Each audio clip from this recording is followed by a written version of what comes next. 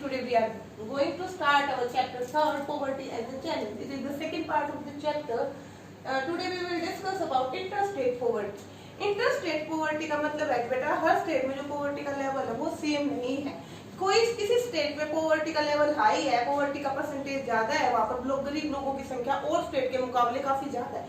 कुछ स्टेट ऐसे हैं जिन्होंने पॉवर्टी को एक तरीके से इरेडिकेट कर लिया है, वहाँ पर गरीबों का जो पॉवर्टी का परसेंटेज है वो नाम मात्र का है. तो चलिए हम एक बार इनकी तरफ नजर डालते हैं कि कौन कौन से स्टेट है जहाँ जिन्होंने पॉवर्टी को इरेडिकेट कर लिया एक तरीके से, और कौन से स्टेट है जो अभी भी गरीबी के जाल में फंसे हुए हैं. और ये देखिए the proportion of the poor people is not same in every state. Madhya Pradesh, Assam, Uttar Pradesh, Bihar है high poverty level.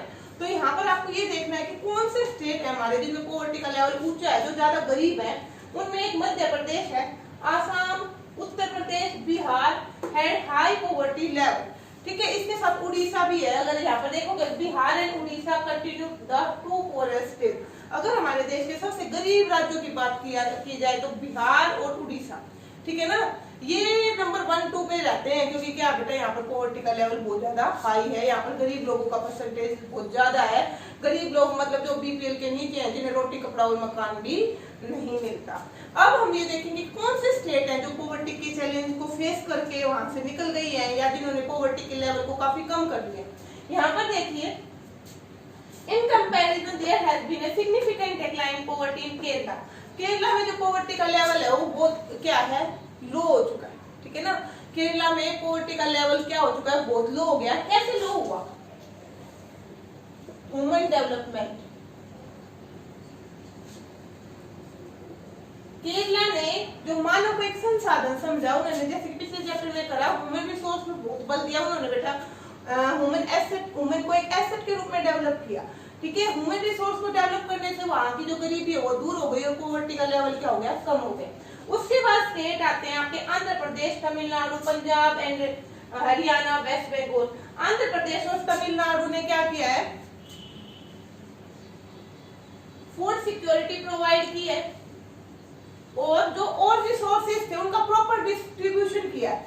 Proper distribution, food security provide की गई अपने प्रोवाइड की अपने लोगों को. और क्या किया बेटा, और जो संसाधन उनका प्रॉपर मैनर से डिस्ट्रीब्यूशन किया अपने लोगों को, जिससे क्या हो गया, वहां के लोग पॉवर्टी के लेवल से ऊपर उठ गए, पॉवर्टी से बाहर निकल गए. जहाँ पर पंजाब और हरियाणा की बात है, आपको पता है कि ये स्टेट है, यहाँ पे ग्रीन रेवोल्यूशन हुआ, हरित क्रांति आई. एक ही खेत में जो पैदावार थी बेटा 3 गुना बढ़ गई. ठीक है, तो हरित क्रांति के प्रभाव से, ग्रीन रेवोल्यूशन के प्रभाव से खेती में अच्छी तकनीकों का प्रयोग करके ये लोग क्या हो गए हैं, गरीबी के लेवल से ऊपर उठ गए हैं. यहाँ पर ज्यादातर लोग क्या है बेटा, गरीबी से ऊपर उठ चुके हैं, जहाँ पर गरीबों का परसेंटेज क्या हो गया, कम हो गया. उसके बाद वेस्ट बंगाल है. वेस्ट बंगाल ने भी बड़े पॉजिटिव मैनर से लैंड रिफॉर्म, भूमि सुधार किए इन्होंने. क्या किए हैं, लैंड रिफॉर्म. इस प्रकार आप देखोगे कि ये बहुत सारे स्टेट हैं, हर स्टेट में पॉवर्टी का लेवल सेम नहीं है, अलग अलग स्टेट में पॉवर्टी का लेवल अलग अलग है. उड़ीसा और बिहार सबसे गरीब स्टेट है. आसाम, मध्य प्रदेश, उत्तर प्रदेश ये भी क्या है बेटा, अभी भी गरीबी के हाई परसेंटेज को बनाए हुए हैं. पर बहुत सारे स्टेट है जहाँ पर पॉवर्टी का लेवल कम हो गया है और बहुत ज्यादा वहाँ पर मतलब एक तरीके से पॉवर्टी को इरेडिकेट कर दिया गया, उसका उन्मूलन कर दिया गया, उसको दूर कर दिया गया. वो कौन से स्टेट है, पंजाब, हरियाणा, उन्होंने ग्रीन रेवोल्यूशन का सहारा लिया, कृषि का सहारा लेकर वो पॉवर्टी से बाहर हो गए. वेस्ट बंगाल है, उन्होंने अच्छे लैंड रिफॉर्म्स किए और इस प्रकार वो पॉवर्टी से बाहर हो गए. उसी प्रकार आप देखोगे कि आंध्र और तमिलनाडु ने बेटर पब्लिक डिस्ट्रीब्यूशन सिस्टम अपनाया, फूड सिक्योरिटी अपनाई, जिससे क्या हो गया, वो पॉवर्टी से क्या हो गया, इरेडिकेट, उन्होंने पॉवर्टी को इरेडिकेट कर दिया. और अब हमारा है केरला. केरला ने ह्यूमन को क्या समझा, एसेट समझा और एसेट के रूप में मनुष्य को क्या किया, डेवलप किया और डेवलप करके मानव संसाधन को इतना विकसित कर दिया. उन्होंने अपनी हेल्थ फैसिलिटीज बढ़ाई, उन्होंने अपना लिटरेसी रेट बढ़ाया. तो इस प्रकार से क्या है बेटा, वहां पर बेटर हेल्थ स्टैंडर्ड है, बेटर एजुकेशन है. इस प्रकार क्या है, केरला भी गरीबी को पीछे छोड़ चुका है. अब अगर हम बेटा ग्लोबल पॉवर्टी सिनेरियो की बात करते हैं, विश्व स्तर पर गरीबी की बात करते हैं, तो वर्ल्ड बैंक के अकॉर्डिंग जो व्यक्ति हर रोज $1.90 नहीं कमाता है वो क्या है, गरीब. ठीक है ना, तकरीबन $2 जो नहीं कमाता वो क्या है, गरीब है. $1.90 की बात की जा रही है. तो अब कहता है पर पूरे वर्ल्ड में भी गरीबी का जो स्तर है वो नीचा हो रहा है. मतलब लोगों को बेसिक नीड्स, रोटी कपड़ा और मकान की आवश्यकताएं क्या हो रही है, पूरी हो रही है। ऐसे लोग जिनकी ये सभी आवश्यकताएं भी पूरी ना हो रही हो, रोटी कपड़ा और मकान, उनका नंबर क्या हो रहा है, घट रहा है। तो ये एक अच्छी बात है कि पूरे विश्व में पॉवर्टी क्या होती जा रही है, कम होती जा रही है। Poverty level fallen 36% 1992, 10% 2015। अगर हम बेटा 1990 की बात करें तो 36% जो संसार के लोग थे वो गरीब थे। अब इनका लेवल क्या है, 10% हो चुका है 2015 के डाटा के अकॉर्डिंग। यहाँ पर एक टेबल दी गई है जिसमें बताया गया कि परसेंटेज ऑफ पॉपुलेशन, जो वर्ल्ड के कुछ देशों की परसेंटेज दी गई है, जहाँ के जो लोग हैं उनका परसेंटेज दिया गया, ऐसे लोगों का परसेंटेज दिया गया जो हर रोज $1.90 भी नहीं कमा पाते। तो सबसे ज्यादा नाइजीरिया में बेटा 53.5% है, बांग्लादेश में 14.8% है, इंडिया में 21.2% है, पाकिस्तान में आप ये देखो कि इंडिया में बहुत ज्यादा गरीब लोग हैं, गरीबों का परसेंटेज बहुत ज्यादा है। फिर उसके बाद पाकिस्तान में 4% है, चाइना में 0.7% है, ब्राजील में 3.4% है। और इससे रिलेटेड जो डायग्राम और जो आप कह सकते हो ग्राफ आपकी बुक में दिया गया, आप उसको स्टडी कर सकते हो। The new sustainable development goals of the United Nations progress ending for the poverty of all type by 2030। सबसे पहले तो मैं आपको मीनिंग बता दूं कि सस्टेनेबल डेवलपमेंट क्या होता है। Sustainable development is the judicious use of resources so that we can use the resources and they can be saved or conserved for the future generation। ठीक है, संसाधनों का सतत पोषण या विकास का मतलब ये ऐसा नहीं है कि हम संसाधनों का प्रयोग ना करें, हम प्रयोग करें, खुद भी प्रयोग करें और इस प्रकार से करें कि वो आने वाली जनरेशन के लिए भी क्या रहे, बचे रहे। तो ये यूएन का डेवलपमेंट प्रोग्राम है, उसके अकॉर्डिंग वहाँ की जो गवर्नमेंट है, यूएन की जो मतलब मीटिंग हुई उसमें डिसाइड किया गया कि 2030 तक हर प्रकार की गरीबी को क्या किया जाएगा, इरेडिकेट किया जाएगा 2030 तक। जो यहाँ पर गरीबी का परसेंटेज पूरे वर्ल्ड में 10% दिखा रहा है ना, इन लोगों को भी सारी सुविधाएं देकर क्या किया जाएगा, गरीबी के लेवल से ऊपर उठा दिया जाएगा। अब नेक्स्ट है, now we will discuss about the causes of poverty. गरीबी के क्या कारण रहे कि भारत में जो गरीबी का परसेंटेज है वो इतना ज्यादा है यूएनओ के अकॉर्डिंग। ठीक है, जो एक व्यक्ति है वो मतलब ऐसे लोगों की संख्या बहुत ज्यादा है जो पर डे $1.90 भी नहीं कमा पाते। ठीक है ना, और आप भी अपने सिनेरियो में रहते हो तो आप देख सकते हो कि यहाँ पर हमारे देश में गरीब लोगों की संख्या काफी ज्यादा है। तो क्या कारण रहे, क्यों हमारे देश में इतनी गरीबी है, तो इसके मैं कुछ कारण आपके सामने बता रही हूँ। इसके अलावा भी वो सोशो कल्चरल कुछ कारण रहे जिसके बारे में हम डिस्कस नहीं कर रहे, पर बेटा बहुत सारे फैक्टर्स ने क्या किया, इस गरीबी को जनरेट किया है। तो पहला तो है British rule, low economic growth.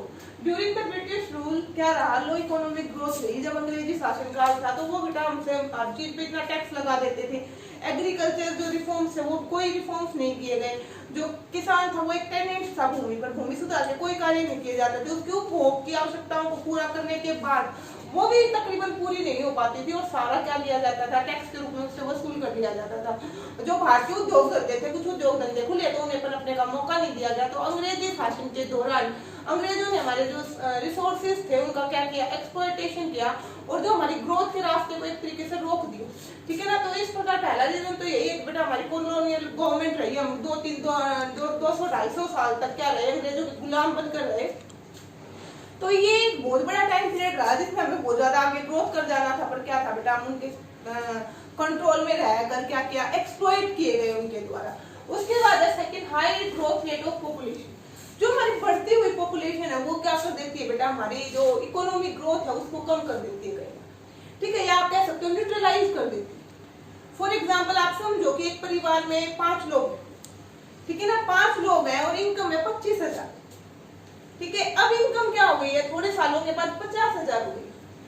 ठीक है, इनकम क्या हो गई है, परिवार की 50,000 हो गई है। पर अब क्या है बेटा, 5 की बजाय लोग 12 हो गए। ठीक है ना, तो ये इनकम बढ़ी नहीं है, एक तरीके से कम हो गई, क्योंकि पहले पर पर्सन के हिसाब से एक आदमी के हिस्से 5,000 रुपए आ रहे थे, अब 5,000 नहीं आ रहे। अगर 10 लोग होते तो 5,000 आते, अब तो 12 लोग हैं।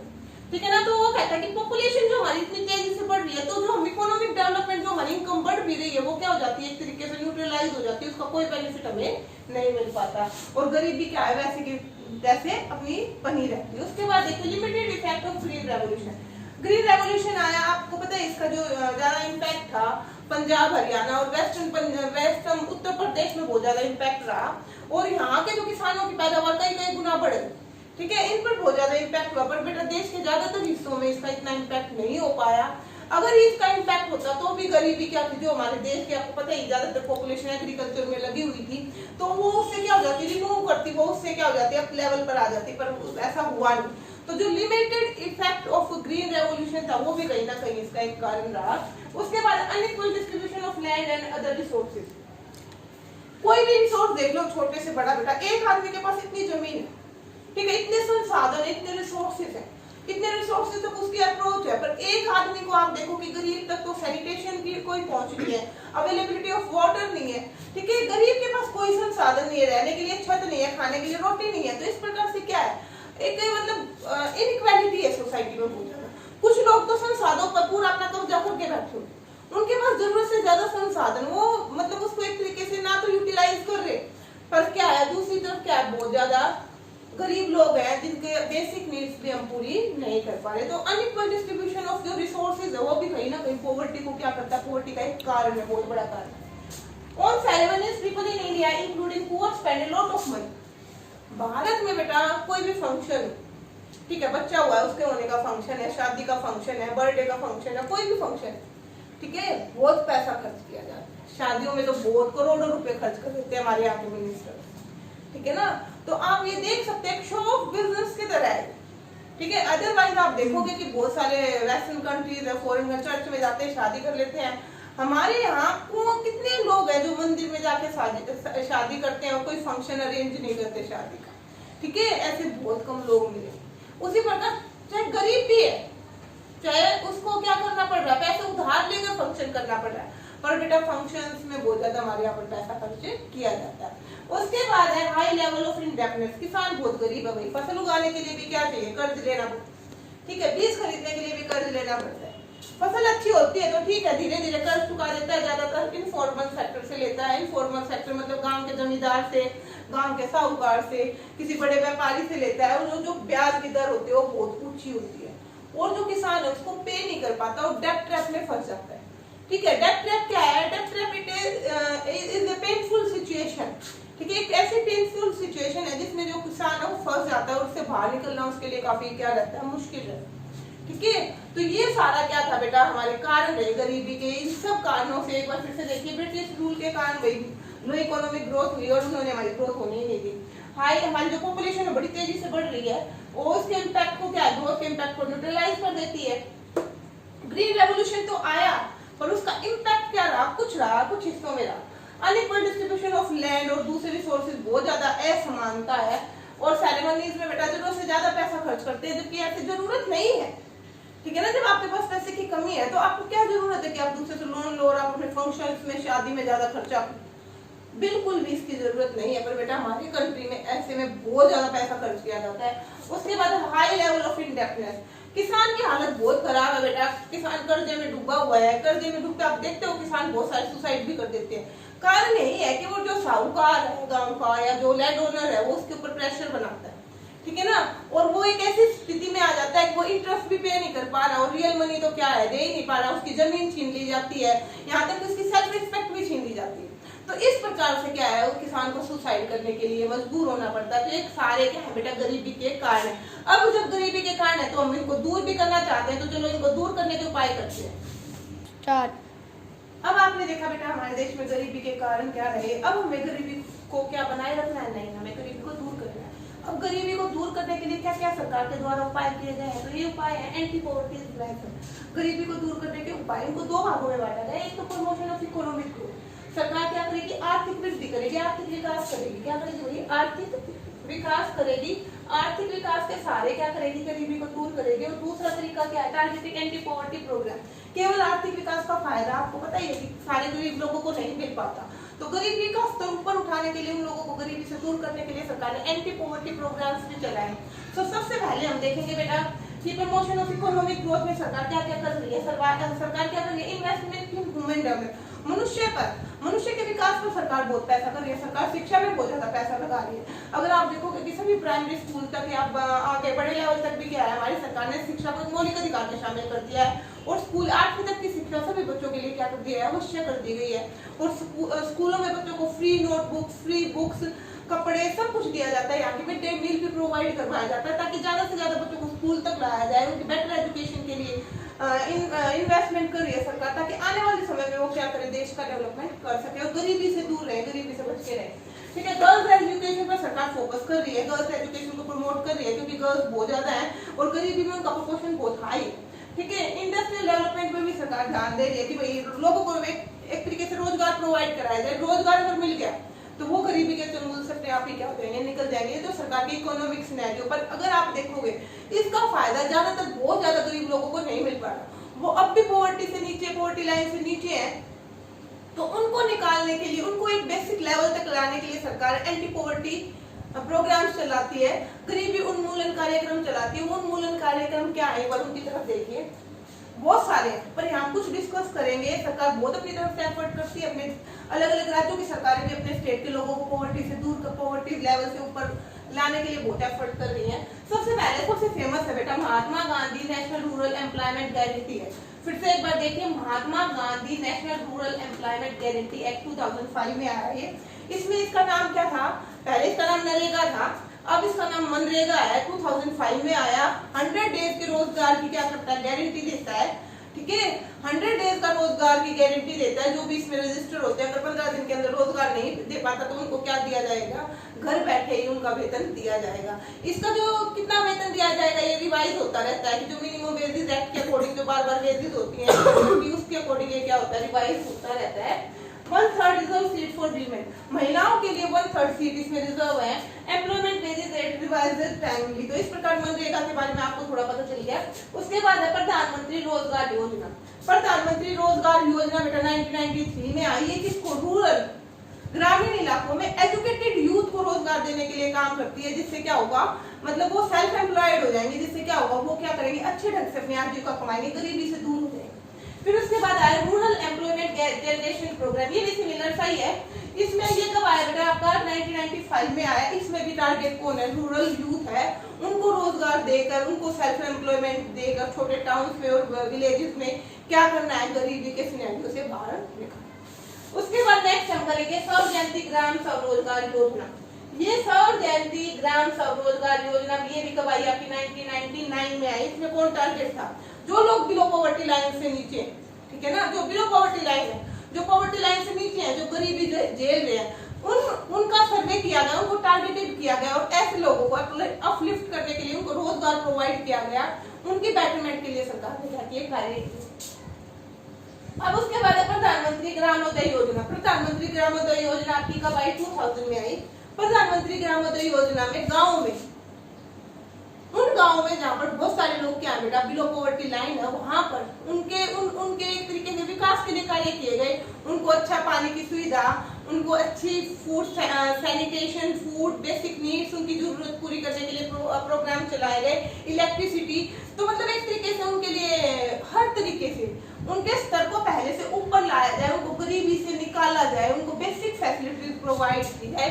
उसके लिए ये योजना थी प्रधानमंत्री ग्रामोदय योजना 2000 में। फिर अंत्योदय अन्न योजना आई बेटा, ये कब आई आपकी 2000 में। ये बहुत अगले चैप्टर में बहुत इंपॉर्टेंट है ये, तो अगले चैप्टर में हम इसको पढ़ेंगे। तो अंत्योदय जो ये अन्न योजना है, इसमें क्या किया जाता है, इसमें भी बेटा स्टेट वाइज क्या किया जाता है, सर्वे किया जाता है। पुअर्स जो बिलो पॉवर्टी लाइन है उन लोगों को इंडिकेट किया जाता है और उन्हें बहुत कम चीप रेट पर, ठीक है ना, अनाज की सुविधाएं उपलब्ध कराई जाती है ताकि कोई भी भूखा ना रहे।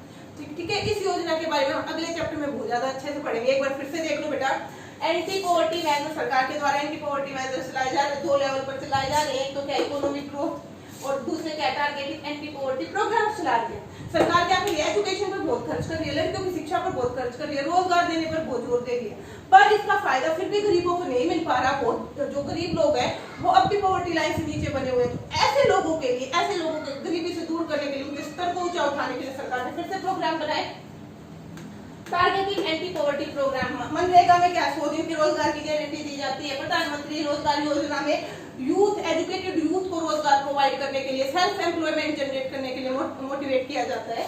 उसके बाद रूरल एम्प्लॉयमेंट जनरेशन प्रोग्राम, इसमें भी क्या बेटा यूथ को क्या है, सेल्फ एम्प्लॉयमेंट जनरेट करने के लिए उकसाया जाता है, उसको फैसिलिटीज प्रोवाइड की जाती है। स्वर्ण जयंती ग्राम स्वरोजगार योजना, इसमें भी क्या बेटा जो बिलो पॉवर्टी लाइन लोग हैं उनको टारगेट करके उन्हें क्या दिया जाता है, उन्हें चांसेस दिए जाते हैं कि वो अपना रोजगार एस्टेब्लिश करें और गरीबी के साइकिल से, विस्कस साइकिल से बाहर आ जाए। उसके बाद है प्रधानमंत्री ग्रामोदय योजना। इसमें भी क्या किया जाता है, प्रधानमंत्री ग्रामोदय योजना में भी जो गरीब लोग हैं, ठीक है, उनको बेसिक नीड्स, रोटी कपड़ा मकान, ठीक है, इलेक्ट्रिसिटी, पावर सप्लाई, ये सारी चीजें उनके लिए प्रोवाइड करवाई जाती है। अब उसके बाद है अंत्योदय अन्न योजना। अंत्योदय अन्न योजना 2000 में आई। इसमें गरीब लोगों को क्या प्रोवाइड किया जाता है भाई, अन्न प्रोवाइड किया जाता है, अनाज प्रोवाइड किया जाता है बहुत सस्ते दामों में। एक तरीके से फूड सिक्योरिटी प्रोग्राम है, फूड सिक्योरिटी उनको मुहैया करवाई जाती है, किसी प्रकार से भूखे ना रहे।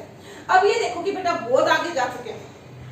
गरीबी का जो हमारे यहाँ पे पहले स्तर था, अब उसका लेवल क्या हो गया है, काफी कम हो गया है। गरीबी का परसेंटेज हमारे देश में कम हो रहा है, पर अभी हमें बहुत कुछ करना बाकी है, क्योंकि अब भी हमारे देश में गरीबों का परसेंटेज बहुत ज्यादा है। तो हमें बहुत ज्यादा विकास की जरूरत है, हमें ऐसी नीतियां बनाने की जरूरत है, ठीक है। अब इसके लिए हमें क्या करना पड़ेगा बेटा, इसके लिए हमें इंटीग्रेटेड होना पड़ेगा और ऐसे लोगों के विकास के लिए प्रोग्राम बनाने पड़ेंगे। सरकार को उनको रोजगार प्रोवाइड करना पड़ेगा, उनको बेटर एजुकेशन, कि मनुष्य क्या करे, जैसे कि हमने पिछले चैप्टर में पढ़ा कि मनुष्य क्या बन जाए, हमारी एसेट बन जाए, हमारी लाइबिलिटी ना रहे। तो ऐसे में प्रोग्राम चलाने की जरूरत है। पर एक खुश होने वाली बात है कि गरीबी को हम धीरे धीरे क्या कर रहे हैं, दूर कर रहे हैं। पर एक चिंता की बात है कि आज भी हमारे देश में गरीबी का स्तर बहुत क्या है, ऊंचा है। तो हम डेफिनेटली, हमारी सरकार प्रोग्राम बना रही है, जैसे कि यूएनओ का प्रोग्राम है कि 2030 तक सभी गरीबी को क्या किया जाएगा, बिलो पॉवर्टी लाइन के जो लोग हैं उनको गरीबी से बाहर निकाला जाएगा। Like the videos and subscribe my channel for the next update. Thank you.